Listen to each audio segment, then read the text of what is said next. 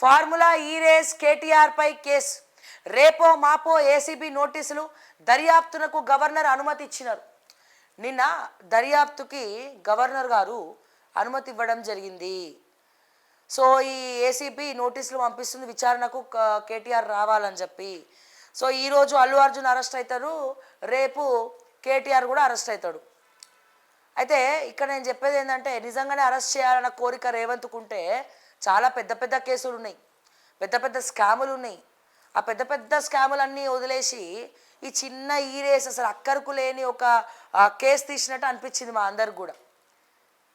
50 కోట్ల అమౌంట్ గురించి మీరు దాని మీద కేసు పెడుతున్నారు, దానికన్నా కోట్లు, 100 కోట్లు, 1000 కోట్లు ఉన్నాయి. మరి ఎందుకు అవెందుకు పెట్టట్లేదంటే దాంట్లో అందరు లీడర్లకు డబ్బులు ముట్టినాయి.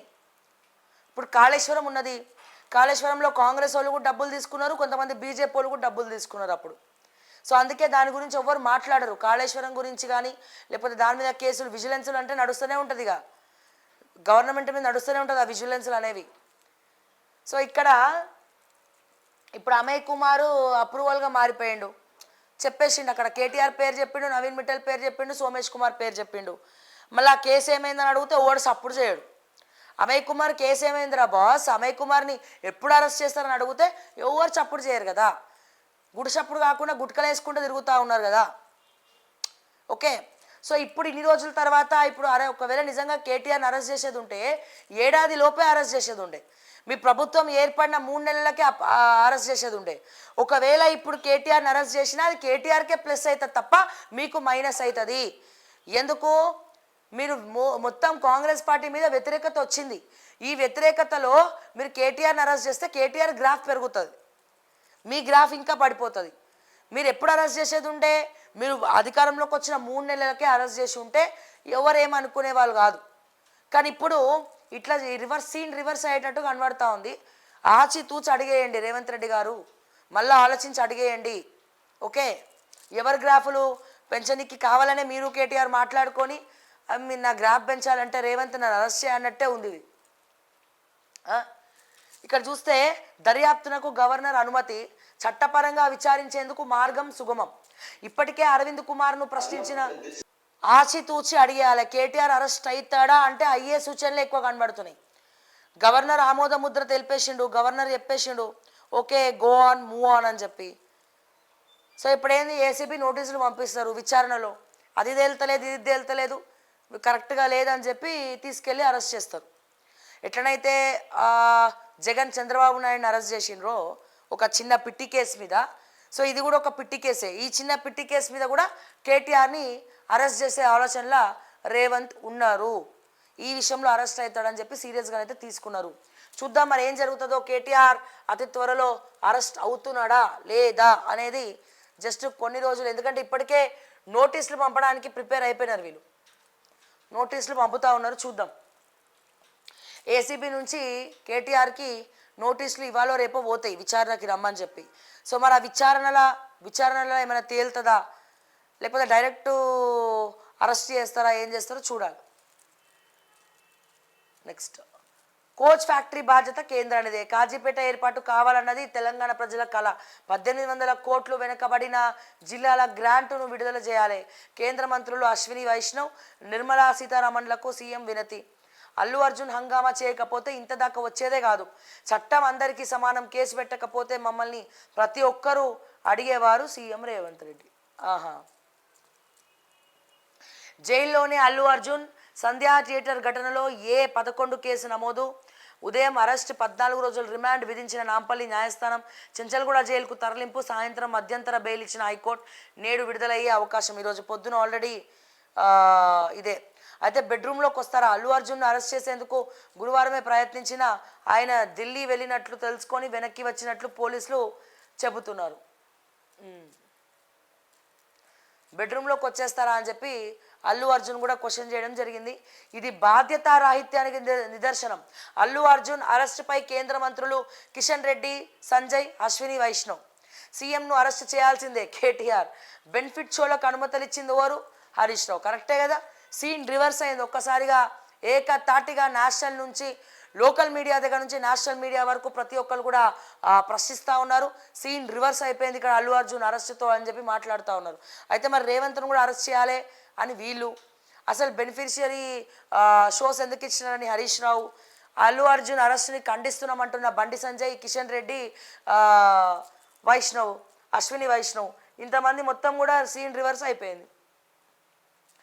పంచాయతీరాజ్ భవనాల నిర్మాణానికి 15.75 కోట్లు. కానీ ఇక్కడ ఆ మహిళ గురించి మాత్రం, ఆ మహిళ తొక్కిసలాటలో ఉన్నప్పుడు ఏ ఒక్క పార్టీ, బీఆర్ఎస్ కానీ, హరీష్ రావు కానీ, కేటీఆర్ కానీ, లేకపోతే కాంగ్రెస్ లీడర్స్ కానీ, లేకపోతే ఎవరు మన బీజేపీ వారు కానీ ఎవ్వరు కూడా ఎక్కడ కూడా ఒక చిన్న స్టేట్మెంట్ ఇవ్వలేకపోయినారు. ఒక్క చిన్న స్టేట్మెంటు ఆవిడకి మద్దతుగా పార్టీ తరపున సంఘీభావం తెలిపింది కూడా లేదు అసలు. ఇది కూడా చాలా బాధాకరం యాక్చువల్గా. ఓకే,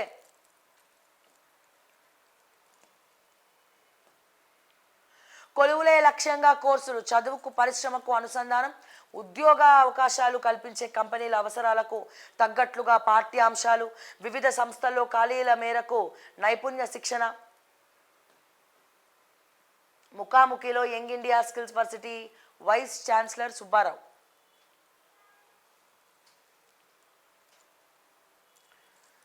వర్సిటీలో ఆచార్యుల నియామకాలకు కమిటీ, కళాశాలలకు అనుబంధ గుర్తింపు, విద్యా నాణ్యత ర్యాంకింగ్ మెరుగుకు విధి విధానాలపై మరొకటి ఏర్పాటు. ఉపకులపతుల సమావేశంలో ప్రభుత్వ నిర్ణయం. ఆచార్యుల నియామకాలకు కమిటీ అట. అండ్ అలాగే రేపటి నుంచి గ్రూప్ 2 పరీక్షలు, 2 రోజుల పాటు 4 పేపర్లు, పటిష్ట ఏర్పాట్లు చేసిన టీజీపీఎస్సీ. దయచేసి 5 నిమిషాలు లేట్ అయినా సరే అవకాశం ఇవ్వండి, క్రూరంగా వ్యవహరించకండి. లాస్ట్ టైం ఇట్లనే జరిగింది, పాపము ఒకరు ఆత్మహత్య చేసుకోవడం కూడా జరిగింది, మనోవేదనకు గురైనరు. సో దయచేసి ఒక 2 నిమిషాలు 5 నిమిషాలు పొరపాటున లేట్ రారు. ఒకవేళ వస్తే అక్కడిక్కడ చూస్తున్నట్టు వదిలేయండి. మానవతా దృక్పథంతో ఆలోచించండి, ఇక్కడ స్ట్రిక్ట్నెస్ మెయింటైన్ చేయొద్దు దయచేసి అని చెప్పి మరొక్కసారి మీ అందరినీ కూడా రిక్వెస్ట్ చేస్తూ ఉన్న ప్రభుత్వాన్ని. అండ్ అలాగే ఎటువంటి అవకతవక లేకుండా, క్వశ్చనరీలో కూడా మరి ఏ ప్రాబ్లమ్స్ లేకుండా, పేపర్స్ కూడా బయటికి వెళ్ళకుండా కట్టుదిట్టంగా కూడా మీరు ఈ ఎగ్జామ్ నిర్వహించాలా. మళ్ళీ ఎటువంటి కాంట్రవర్సీస్కి దీన్ని దారి తీయొద్దని చెప్పి మరొకసారి తెలియజేస్తూ ఉన్నాం. ఇక సాక్షి చూద్దాము. సాక్షి విషయానికి వస్తే సాక్షి పేపర్ మొత్తం కూడా అల్లు అర్జున్ అరెస్ట్, హైకోర్టు మధ్యంతర బెయిల్ ఇచ్చిన రాత్రంతా చెంచల్గూడ జైల్లోనే. సంధ్యా థియేటర్ వద్ద తొక్కిసలాట కేసు, అరెస్టు నుంచి అర్ధరాత్రి దాకా ఉత్కంఠ. శుక్రవారం ఉదయం ఆయన నివాసానికి వెళ్లిన పోలీసులు బెడ్రూమ్ వరకు వెళ్లి అదుపులోకి తీసుకున్న తీరు. చిక్కడపల్లి పోలీస్ స్టేషన్లో గంటన్నర పాటు విచారణ, గాంధీ ఆసుపత్రిలో వైద్య పరీక్షలు, నాంపల్లి కోర్టుకు తరలింపు, 14 రోజుల రిమాండ్, చెంచల్గూడ జైలుకు తరలింపు. మధ్యంతర బెయిల్ ఇచ్చిన హైకోర్టు. తీర్పు కాపీ అందుకోకపోవడంతో రాత్రి జైల్లోనే మంజీరా బ్యారెక్కు తరలింపు. రిమాండ్ ఖైదీ నెంబర్ 7697 కేటాయింపు. నేటి ఉదయం విడుదల కానున్న అల్లు అర్జున్. సో ఈ 7697 అనే నెంబరు జీవితకాలంగా గుర్తుపెట్టుకుంటారు మరి వీళ్ళు కూడా. ఓకే, 7697 ఖైదీ నెంబర్ ఇచ్చినారు. నేటి ఉదయం విడుదల కానున్న అల్లు అర్జున్. చూద్దాం మరి. నాకు తెలిసి ఇప్పటికే ఫ్యాన్స్ అందరు కూడా మరి అల్లు అర్జున్ ఇంటి బయట చాలామంది కూడా ఉన్నట్టు తెలుస్తూ ఉంది. అల్లు అర్జున్ని కలవనికి చూడాలి మరి ఏం జరుగుతుందో. పాలకుల అభద్రతా భావానికి నిదర్శనం అరెస్టుపై కేటీఆర్ వ్యాఖ్య. ఉద్దేశపూర్వకంగా టార్గెట్ చేస్తున్నారు కిషన్ రెడ్డి. అల్లు అర్జున్ అరెస్టును తీవ్రంగా ఖండిస్తున్న ఏపీ మాజీ సీఏ వైఎస్ జగన్. అల్లు అర్జున్ వస్తున్నట్లు పోలీసులకు ముందే సమాచారం. మరి మా పవన్ కళ్యాణ్ గారు ఎందుకు ఒక స్టేట్మెంట్ కూడా ఇస్తలేరు, ఖండిస్తలేరు?